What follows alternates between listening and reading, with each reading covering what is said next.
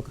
మీరు ఇటీవల కాలంలో మీరు కేసీఆర్ని ఫాలో అవుతారు. కేసీఆర్ మీకు ఉద్యమ స్ఫూర్తి, కేసీఆర్ ఉద్యమ నాయకుడు. ఆయన ఎప్పుడు ఫాలో అవుతుంటారు. ఇటీవల రాహుల్ గాంధీని ఏమైనా ఫాలో అవుతున్నారా?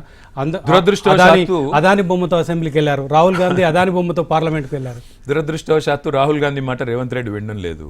అందుకే రాహుల్ గాంధీ గారు టీషర్ట్లు మాకు పంపారు. ఎందుకంటే పాపం రాహుల్ గాంధీ వద్దు నాయన అదానితో సంసారం చేయొద్దు, ఆయనతో అసలు వ్యాపారం చేయొద్దు అంటే ఈయన వినట్లేదంట, ఎవరు రేవంత్ రెడ్డి గారు. అందుకే టీషర్ట్లు మాకు పంపాడు. మాకు పంపితే మేము ప్రతిపక్ష నాయకుడు కదా, కనీసం ఆయన మాట ఒక్కసారైనా గౌరవం ఇద్దాం. నేను గౌరవించాను. కేటీఆర్ గారు, మీరు ప్రభుత్వం నడిపినప్పుడు అదానితో మీరు కూడా వ్యాపార సంబంధాలు నేర్పారు. ఇప్పుడు వాళ్ళు ప్రభుత్వం నడిపినప్పుడు వాళ్ళు కూడా నేర్పుతున్నారు. దీన్ని ఎట్లా ఎందుకు చూడాలి? వేరే వక్ర మార్గంలో ఎందుకు చూడాల్సిన అవసరం ఉంది? ఒకవేళ మీరు అతనితో వ్యాపార సంబంధాలు పెట్టుకున్నప్పుడు, ఉదాహరణకు అంటే ప్రభుత్వం తరఫున నేను చెప్పేది, ఎందుకు దాన్ని వక్ర మార్గంలో చూస్తున్నారు? రమేష్ గారు, మేము ఎన్నడూ కూడా ఒక వ్యాపారవేత్తకి వ్యతిరేకంగా ఎన్నడూ మాట్లాడలేదు. మేము మొదటి నుంచి కూడా మేము 2014లో అంబానీ దుర్మార్గుడను అదాని దుర్మార్గుడను మేము ఎన్నడూ మాట్లాడలేదు.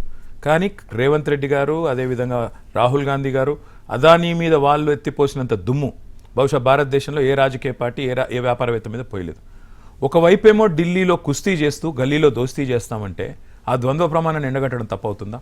మేమన్నడన్నా చెప్పామా? అదాని మేము 2014లో కానీ 12లో కానీ 10లో కానీ ఎన్నడన్నా ఈ ఫలానా వ్యాపారవేత్త దుర్మార్గుడు అరాచక శక్తి అని చెప్పాము? మేము పెట్టుబడి అన్నారు. అదాని మేము తెలంగాణలో అధికారంలో ఉన్న నాళ్ళు ఇక్కడ అడుగు పెట్టలేకపోయాడు. మొన్న ముఖ్యమంత్రి పాపం తెలిసో తెలియక ఎవరో కాగితం రాసిస్తే చదివిండు. జాతీయ రహదారుల ప్రాజెక్టులు అది మాకు సంబంధమా? రక్షణ శాఖ ప్రాజెక్టులు మాకు సంబంధమా? ట్రాన్స్మిషన్ లైన్లు, కేంద్ర ట్రాన్స్మిషన్ లైన్లు.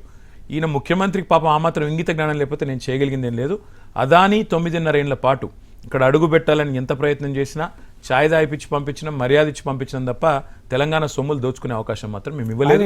ఇవాళ అదే చేస్తున్నాడు ముఖ్యమంత్రి. మీ ఒత్తిడికి తలొగ్గే 100 కోట్లు వెనక్కి ఇచ్చారా?